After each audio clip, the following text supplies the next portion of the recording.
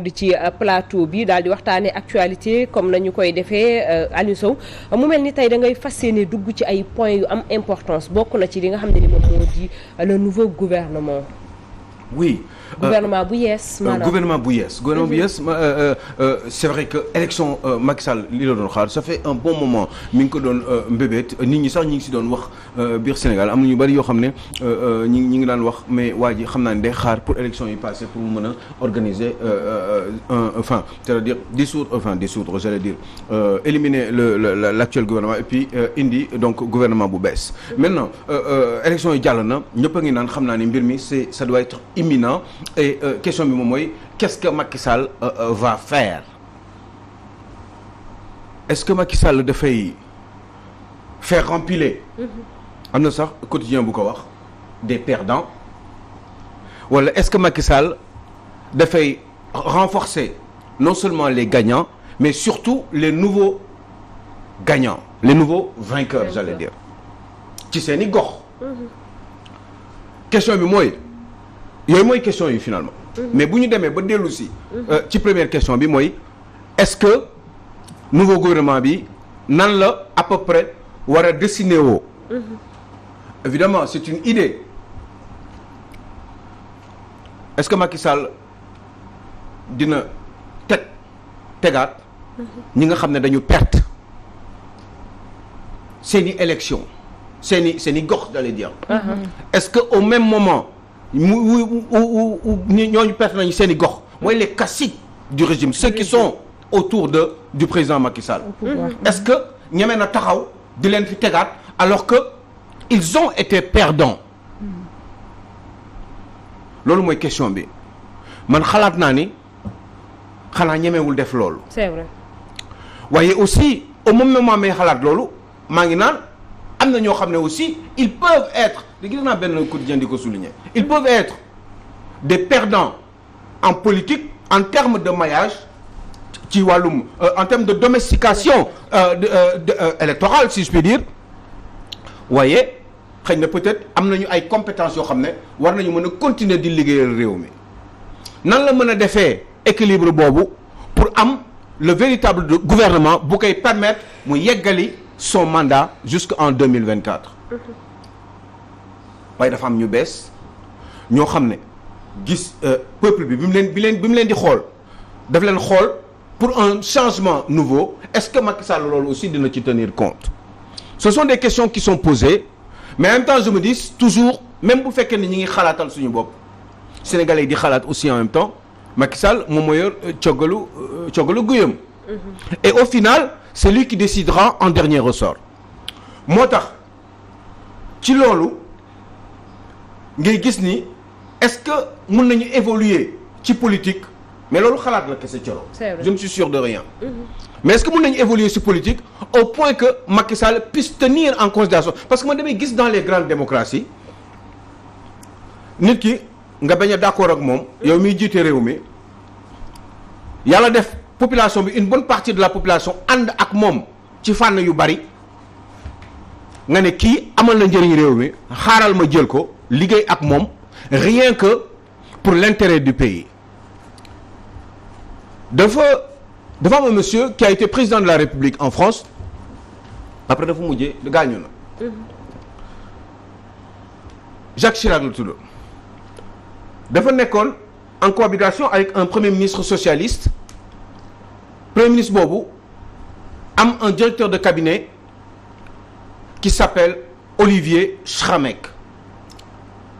bi ñu nekkee cohabitation 5 ans te xam nga ni dans le cadre d'une cohabitation mooy li ma doon expliquer léegi nii ci suñu système politique yi France Sénégal ak yooyu bu fekkee ni président bi dafa perte majorité premier ministre bi ci opposition bi lañ koy jëlee xam naa nañ ci waxtaan léegi yàlla def ni premier ministre boobu Lionel Jospin la tuddoon te directeur de cabinet Olivier Schramek moo fa nekkoon un homme incontournable ci système cohabitation boobu aux côtés de son premier ministre qui travaillait concomitamment ak bi doon liggéey en même temps parce que cohabitation moo tëddee noonu président day obligé léegi dootul mën di def lépp moom kese day obligé di tenir compte de l'avis du premier ministre ñuy décider ndoo ensemble day mel ni ñaari président mooy am moment boobu waaye léegi moment boobu nag Olivier Schramek am doole trop yeewu chaque jour di critiquer le président de la République te xam nga mënul critiquer président te fekk ni premier ministre am d'accord ci. ñuy dem di dem ba cohabitation bi jeex ay élection présidentielle am Jacques Chirac nekk candidat premier ministre am boobu tamit nekk candidat pour les socialistes yàlla def élection am Jacques Chirac daan premier ministre bi mu ko daanee forcément daf ko fay jëlee puisque ay élection teg na ci ay élection législative mu retrouver sa majorité à l'Assemblée nationale française donc dem récupérer kenn ku nga xam ne si ñoom la bokk. d'accord mu taf ci wetam. mu doon un nouveau premier ministre. bi mu jëlee nouveau premier ministre boobu nag c'est extraordinaire bi mu jëlee nouveau premier ministre boobu dafa dem jëli Olivier Schramek mooy ki nekkoon xaritu premier collaborateur premier ministre boobu doon xeex Jacques Chirac mais Jacques Chirac amul woon choix parce que amul woon majorité te situation de cohabitation la nekkoon. mu dem jëli Olivier Schramek te 6 mois avant Olivier Schramek bind na benn livre amul lu mu yàqul Jacques Chirac avant ñoom ñuy perte. ñu ne France yëpp jaaxle ñu ne lan moo tax yow ngay jël ki nga xam ne yàq na la lu nekk te lépp lu mu la daan yàq forcément daf ci daan ànd ak son premier ministre. Jacques Chirac dina leen bëgg bi ma bëgg France. moo ëpp doole bañ bi ma bañ Olivier Schramek boobu doon ma yàq lu naka sudul noonu xaw ma ndax comprendre ngeen. bu baax liggéeyam la gën a fulaal que ñoom ñaar seen diggante la ca ñagas. ok li yoonam nekkul ci kooku mooy kan ak lim ko mës a wax. moom li ko intéressé moom mooy kooku am na ay compétences am na ay capacités lépp lu mu ko mën a wax sur sa personne amul solo politique la waaye gëm na ni kii da koy jëlaat même bu fekkee ni fële la bokkoon parce que amal na njëriñ France te moom mooy président de la République boo gisee may wax loolu xam nga lu tax. pour wax ni des fois dans un pays avec un certain niveau de maturité wax dëgg yàlla nit war nga ko mën a bañ parce que jikkoom neexu la. waaye bu fekkee da nga yor mbirum réew mi war nga ko mën a dem jëli parce que gëm nga ni kii amal na njëriñ réew mi. pour faire plus simple da nga bëgg a wax ne Macky Sall na jël Barthélémy Diaz wala Ousmane Sonko. mais man maa wax man sama xalaat la man su ma nekkoon situation mun na ne pourquoi nga wax ñaan ñooñu mun na nekk ñaan ñooñu mais am na ñeneen ñoo xam ne ñu ngi ci réew mi ñoo xam ne ce sont des gens nekk nañu en phase nekk nañu en totale discordance des fois sur beaucoup de points politiques ak le président Macky Sall war nañu. bu fekkee ni amal na njëriñ réew mi moi je pense que ni pour man Mamadou Lamine Diallo je l'ai toujours pensé par exemple pour man Mamadou Lamine Diallo moom amul ci background politique. amul base politique bu dëgër bu solide mais pour man Mamadou Lamine Diallo dafa amal njëriñ réew mi. man maa xalaat xam-xam bi. pour man kenn waru ko bàyyi noonu muy dem juste parce que amul background politique amul maillage électoral bu rëy. que ñu war ko bàyyi noonu ba un jour dootul mënte ndax à la kuli ale dina màgget te dina dem ba au plus chaque jour au fur et à mesure du temps dina dem ba moom dina tële muy moom muy keneen. pas forcément Ousmane Sonko ñu profité ci xam-xamam dama joxe image bu Barthélémy Diaz ak Sonko. xam nga l'image un exemple. mais exemple bi nga joxe ci wàllum contradiction. waaw non je parle pour l'ensemble. c'est que bu du ñoom ñaar kese ñoom ñoo fa nekk sur même bu fekkee ni sax mais Barthélémy Diaz a travaillé. au côté du président Macky Sall Barthélémy Diaz Benno Bokk Yaakaar la jóge moom ñoom ñoo ko fal njëkk fal député kon ku musoon liggéey ak moom démb malgré toutes les discordances qu'il y a eu war na mën a liggéeyaat ak moom surtout ci wàllum collaboration avec benn fonction bu bees bu mën a téye bu am solo muy la mairie de Dakar parce que dina am collaboration ndax mairie de Dakar état mooy baayam mais Aliou Sow jar na te forcément dinañ collaborer jar na taxaw seetlu évidemment ak Ousmane Sonko forcément mais haine bi warul jiitu warul nekk benn haine boo xam ne tax na yéen da ngeen di bañante jusqu'à un certain point ba ni waratu leen sax Ousmane Sonko tey ji bu amoon ay capacité ne moom du liggéey ak Macky Sall. man personnellement man su ma doon président de la République nekk ci position Macky Sall man ni ma mën a waxee ak Idrissa Seck noonu laa war a mës a wax ak Ousmane Sonko te kenn duma ci dindi ndax xam nga lu tax parce que c'est moi qui aurai toujours le dernier mot ndax man la ñu fal man maa xam nan laay def ba wax ak moom pour convaincre ko bu mënul nag ma xam ne moom moo aayul parce que normalement booy jiite réew yor réew nga jiital intérêt réew mi amul loo mënul def pour convaincre une personne. d'accord Aliou Sow est-ce que donc da koy mettre dans les bonnes conditions naturellement ak aise pour mu liggéeyal réewam parce que gëm nga ni yow sa akulaay taala ni kii amal na njëriñ réew mi. est-ce que lii ngay wax ni actualité la foo xam ne nii mën nañu xaar ci jamono jii ñu toll nii élection yoo xam ne locales yoo xam ne dañoo jàpp ne président de la république ak ay ñoñam ña mu àndal état dañoo xaw a ñàkk li nga xam ne moom moo di élection yi te kenn tegu leen ko kudul opposition bi nga xam ne tey ji dañu radical ci seen position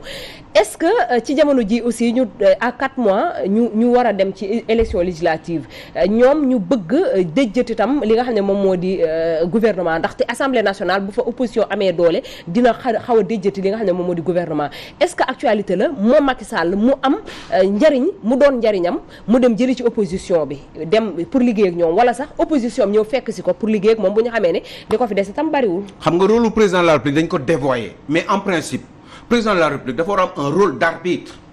mais président de la République dafa war a am un comportement une attitude de fédérateur normalement ci réew booy seet sax un vrai président de la République dëgg-dëgg dans les grandes démocraties du am sax yenn prérogatives yu am doole yi ba mun di buum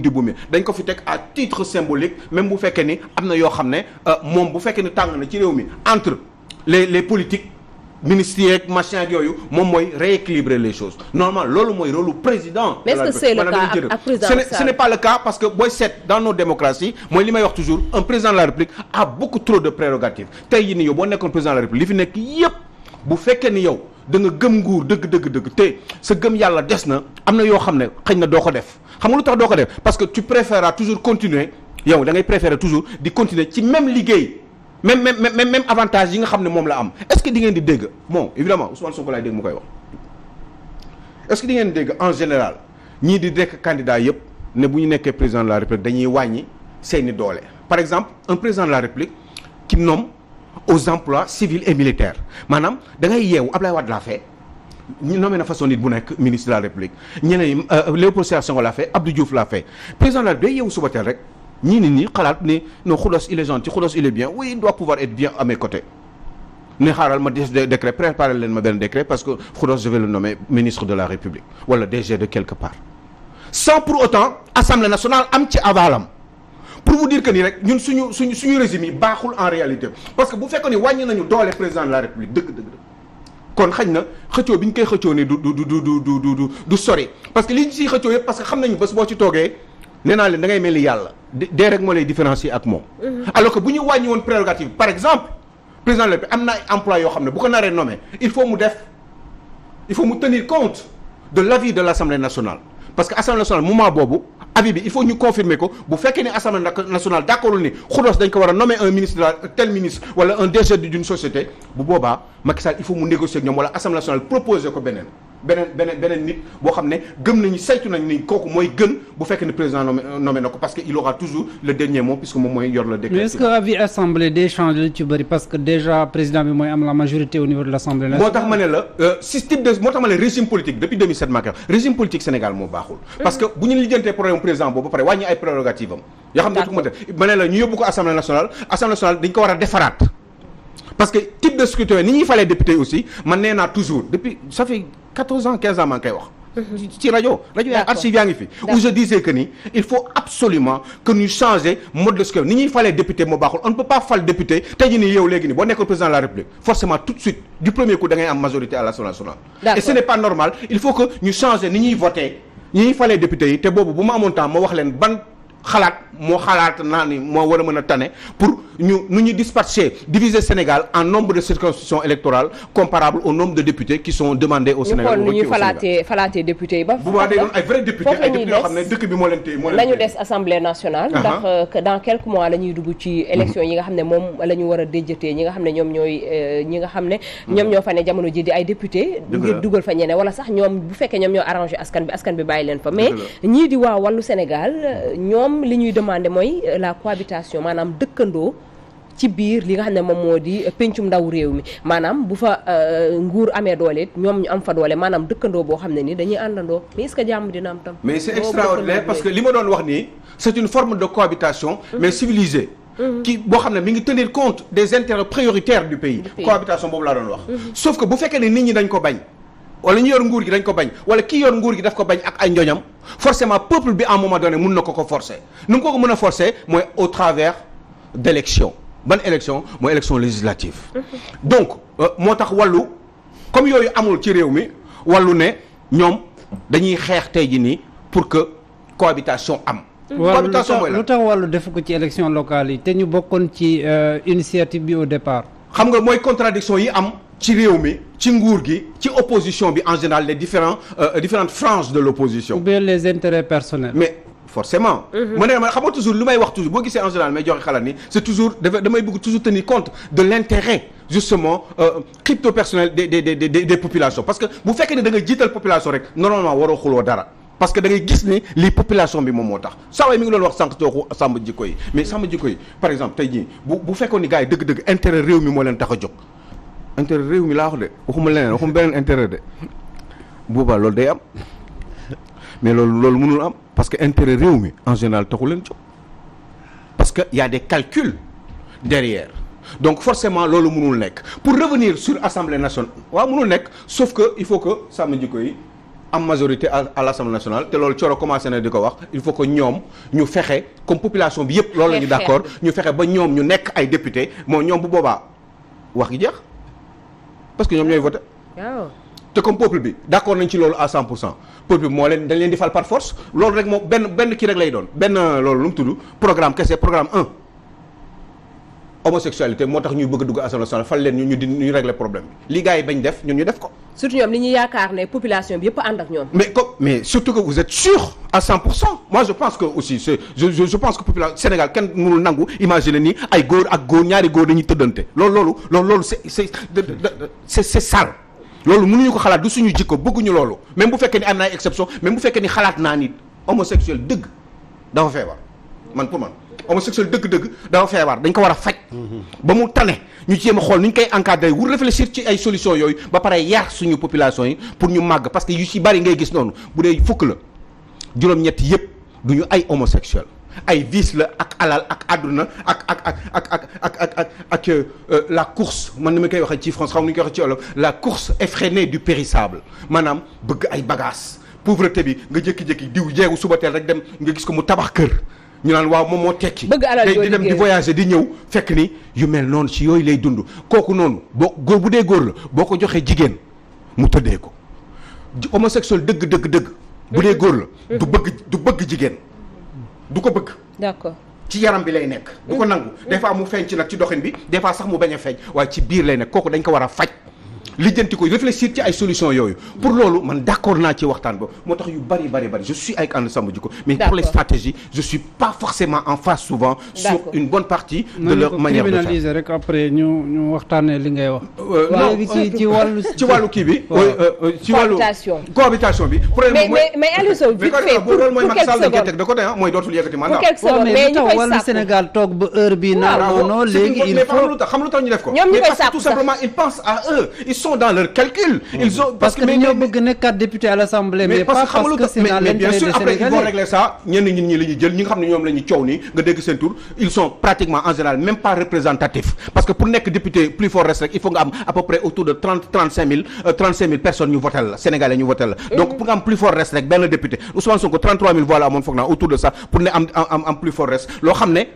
Abdoul Mbaye ci boppam nekkoon ancien premier ministre bi ñu demee ñoom ñaar mënuñu ko am. d'accord pour vous dire que ni rek député dafa am solo il faut que ñu góorgóorlu te bés bu cohabitation amoon on en reparlera demain Thioro. bés bu cohabitation amoon mooy Macky Sall jeexal na. jeexal na définitivement parce que il n'a pas le choix il faut que mu nommer un premier moo tax bu nommer premier ministre tey jii nii. warul ni dans 5 mois premier ministre dina fi toogaat de bu élection amee. d'accord élection yooyu nag nee nañ ma du am. day am te na muy amee te na muy amee sax dafa ëpp. incha allahu rabbi nañu jox dig daje rek incha allahu rabbi ci beneen. je suis incha allah mais Thioro est-ce que xam nga benn y a un monsieur qui s'appelle Cissé boo xam ne dama koy jéggalu parce que un gars extraordinaire boo xam ne waa kër sang bi laay. sëñ bu mag bi. ca Cameroun moo ko yónni woon ci man. mu wax ma ay wax yu rafet man franchement dama am kersa. ci wax parce que finalement Doune Pathé moo gagné. moom moo gagné largement surtout parce que deuxième bureau de vote bi xam nga dama juum benn bureau de vote bi 28 la 28 benn centre de vote bi 28 bureau de vote la beneen bi 16 la te 16 yi xale Boubacar Diallo bi mu koy gagné foofu pratiquement ay 1000 voix la ko fa gagné sur l'ensemble des bureaux donc fële noonu c'est foofu la defee différence bi gagné ko avec énormément de différence par rapport au nombre de voix donc foofu wax dëgg yàlla ñoom ñoo gagné mais et puis wax na ma beneen wax bu am solo nee na ma ñun xamewuñu sant d'accord sant Faye ak sant Diop ñun laay rek la ñuy wax ñun xamewuñu géwél xamewuñu ma sant te loolu mu wax dëgg la man sama cousine sama doomu bàjjan moom moo doon assistante Ousseynou Laye d'accord Dieynaba Sow moo wax ko ñëpp dégg d'accord kon ñu ngi leen di sant di leen gërëm kontaan naa trop et puis erreur bi je tenais à m'excuser par rapport ak xadaar bi ak yu demee noonu mais c'est parce que wax boobu dama ko déggoon rek mbir mi metti ma et finalement xam nga yooyu ci campagne électorale sax da ngay dégg lu nekk ku nekk day sànnante ay baat mais xam nga ne loolu du waxu kilifa yooyu te loolu forcément ànduñu ci te waroon naa mën xam ni ñooñu ànduñu ci mais bi ma déggee wax bi rek ci affaire politique ma yaakaar ni xëy na emporté ma et que wax dëgg yàlla franchement Pape Malick Cissé bravo maa leen sant leen gërëm di sant sang bi laay te maa ngi leen di bàyyi xel bu baax yal na leen yàlla sàmm et puis sang bi laay na gudd fan d'accord leeral bi am na solo te grandeur kese nga ko defee macha allah yal na yàlla gën a dolli xam-xam bi ci ñëpp ba rek gën a dolli tam tu as très bien travaillé macha allah lañ ciy teg di la jox dig daje rek suba incha allah nañ fi ñëwaat waxtaan ci li nga xam ne ni dugg nga ci léegi muy élection législative yooyu dina am du am dinaa indi man ay leeral yi ma xalaat ne moo tax ma ne du am waaye tey bala ñuy dem Aliou Sow sa copain tey la anniversaire am góor gu yiw gi sama góor man Maxu Mandela tey jii la anniversaire ma le 1er février. Alors moi j'ai envie de lui chanter un petit truc su ma ko Penda Diallo mais parce que nit ku baax la nit ku jub la nit ku bun a wax dëgg la te sa jabar baax na sa jabar yiw na sa jabar bëgg la yàlla na la yàlla sàmm yow Maxu Mandela moi je suis très fier de toi parce que tu es un garçon bon tu as beaucoup d'expérience dans ton domaine d'intervention moi je t'aime beaucoup man wax dëgg yàlla parce que dama gis ni nitu dëgg nga te da ngay wax dëgg nitu dëgg Maxu Mandela ànd sama jikko yi ngay waxal de yàlla déet man non ànd sama jikko yi dañuy fête anniversaire nitu dëgg si tey dañ ko féete tey dañ koy féete dañuy sàmm suñu jikko guddal fan ba samay Coro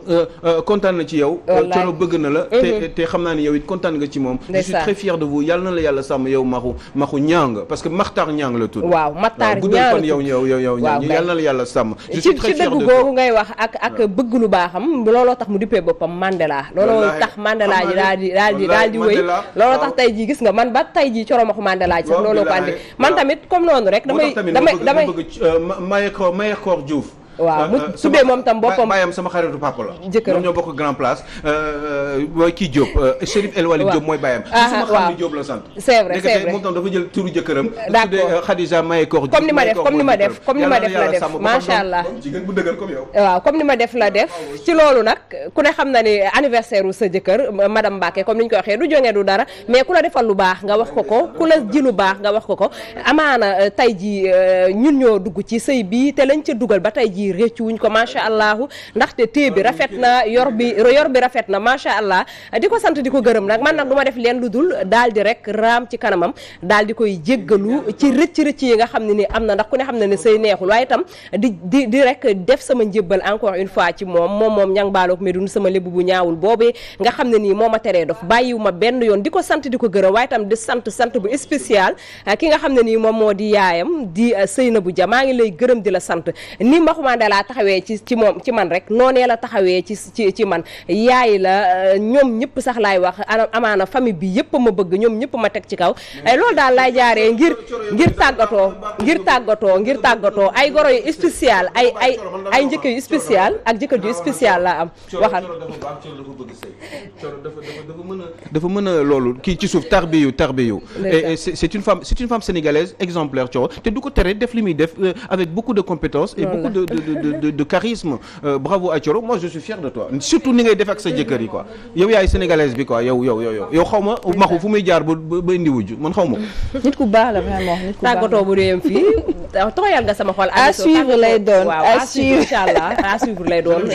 ci kër gi inchallah bi di tàggatoo bu réem fii ndax dañ leen di jox rek dig daje ni ki suba inchallah ci beneen émission petit déj waaye itam yeneen ci ay rubrique yu am solo yu fas yéene di leen ko baaxee bala ñuy dem daal di gërëm ñi nga xam ne ñoom ñoo jàpp ci li nga xam ne moom moo di émission bi ba mu yemb ki nga xam ne moom moo di Babacar Lo waaye itam kii di Keba kii di tam Pape Gora ñu ngi leen di gërëm bu baax a baax yéen a nekkoon ci caméra yi waaye itam la force tranquille du ñu sant du ñu gërëm te boolewuñ la ci benn yoon muy Tapenda Diallo Guèye moom mi nga xam ne moo ngi ci réalisation bi mi ngi ci waxtaan bi mi ngi ci digal lu baax li mi ngi ci lépp loo xam ne ni rek tey jii mi ngi ci taxaw waaye itam du ma fàtte Isaaxa Diagne mi nga xam ne mi ngi ci wetam moom tam di ko dooleel comme ni mu rek waree borom sant bu naqari boobee nga xam ne ñang dafa gën li nga xam ne moom moo di Diagne bu baax a baax di leen jox rek dig daje ngir ni ki demee incha allah ci beneen émission Petit Déj incha allah